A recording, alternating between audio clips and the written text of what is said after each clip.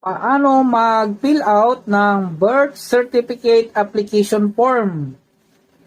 Okay, nakalagay dito. Kailangan black ball pen yung gagamitin nyo ha. Dito, request for copy of insurance. Sikan mo, kukuha ka eh. Tapos kung ilang pirasong kukunin mo, 2 o 1, lagyan mo rito.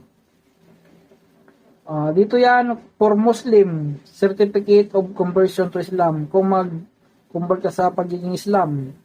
Requirements, ayan. Yung requirements, kailangan yung valid government issued ID. Sikan mo.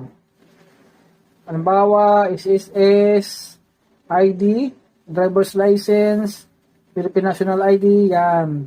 Dito sa may bandang baba, kung ikaw ay napag-utusan lamang, kapatid mo ba? Halimbawa, kapatid mo, kuhanan mo siya. Kailangan ng valid ID mo, government issued ID. Tapos, kailangan doon ng authorization letter galing doon sa may-ari, yung ikukuhanan mo. At kailangan din ng kanyang government issued ID. Yun ang iyong ipipresenta. Dito naman, huwag mo nang lagyan. Dito, birth certificate detail. Yung detalye ba, nakalagay dito, persons, child information. Halimbawa, ikukuhanan mo kumari yung anak mo. Ang apelyido niya ay De La Cruz, ang apelyido niya. Roy, yung pangalan niya.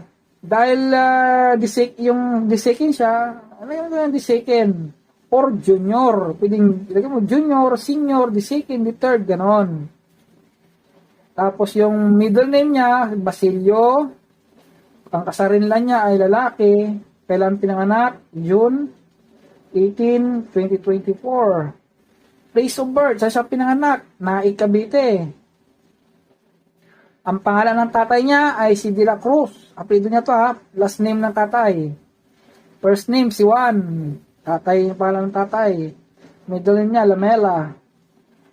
Mother's maiden name. Dahil ikaw yung nanay na kukuha, ilagay mo yung pangalan mo rito nung ikaw ay dalaga pa. Yan, dalaga ka pa.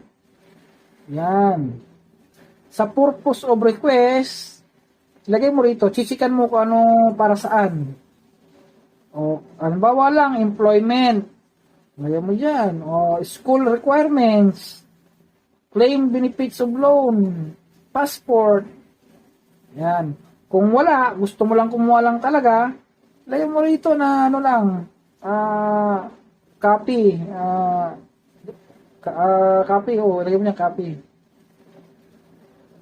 Dito naman sa kabila, requester detail.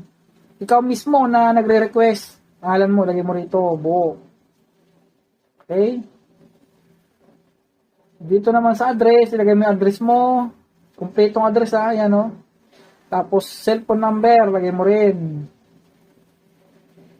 Tapos dito, confirm. Ilagay mo yung pangalan mo. Tapos pipirman mo dito sa ibabaw, dito.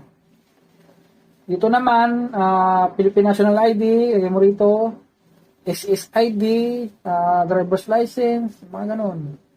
Dito, huwag mo nang lalagyan sa ano na to, mga taga-PSA na mag-fill out dito, ha? Ito na yung pagbabasihan. Tingnan mo lang tong video na to habang nag-fill out ka. Yan. So, yun lang guys.